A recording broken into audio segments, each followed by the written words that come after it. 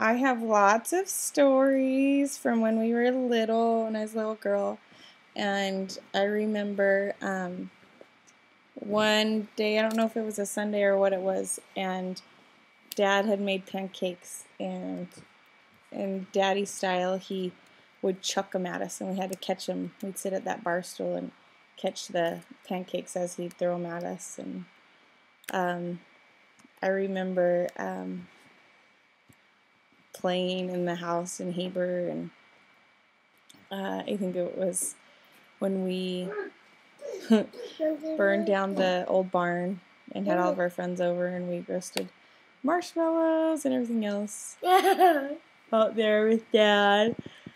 Or he'd always hit golf balls up in the mountain, and we had to he'd give us, I don't even know, probably a quarter. I'd say 50 cents, but it was probably a quarter for every golf ball we found. And I don't really remember bringing one golf ball back, but maybe I did. I don't know. You did. But I remember working hard, and I'm grateful for that now because I see how that's benefited me in my life, and I know that both of you really instilled that in us. I remember Dad enforcing it more than Mom. And I remember having to come home after school and spray weeds and water those trees. Oh, those trees. Those were booger trees to water. But I had so much fun, and I was very creative at that house. And I think that's because we have a very creative and inventive father. I remember I had my Birkenstocks, and the cork got screwed on it around the soles, and so I took Dad's Dremel tool and I shaved it down and put the glue back on it. And if you hadn't taught me hard work, I don't think I could be a good mom. And anyways, I put new glue on it. Hey, they don't want to hear you cry. And anyways, people were like, oh, you're just like your dad. And then another time, I had bought some shoes, and I didn't like the color of something, so I took a permanent marker and colored it in. And, you know, if there's something wrong, Dad always managed to figure out a way to fix it. And it's usually a very inventive way. And so whenever I have a problem and I just can't seem to get it worked out, or I do something quirky to work it out, I think that's a great attribute I got from Dad. There are some fun things too I remember, like being outside while Dad fixed the car, or packing the car and then Dad coming out and repacking the car.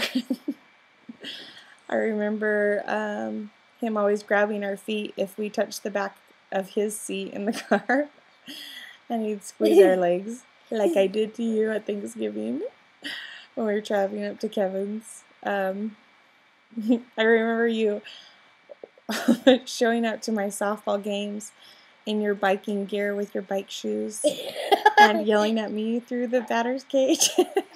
And I'm sure everybody wondered, who is that guy in those bike shorts and those funky looking shoes? Because, you know, everybody in Heber were road bikers. I remember going to your races. I remember seeing a nasty spill at one of your races. I'm really grateful that I have a dad that was really active, and I think that's played a big part in me being an active person. And Yelling. Yeah, the yelling maybe I got from Dad. I don't remember. Which I'll get from you. Yes, which I will pass on to my kids, unfortunately. But they'll be good kids, right? They better be good kids, or they'll be using therapy a lot, because, yeah, I may have scarred them already.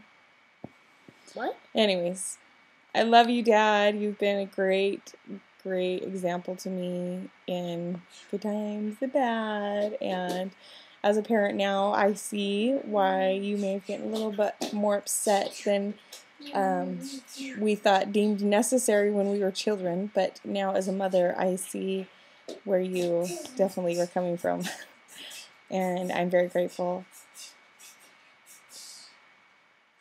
And Dacia too.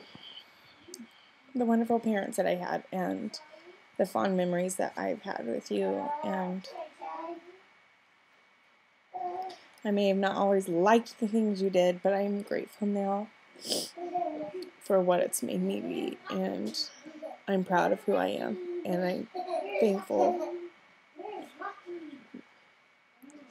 to you guys because you are who you made me be.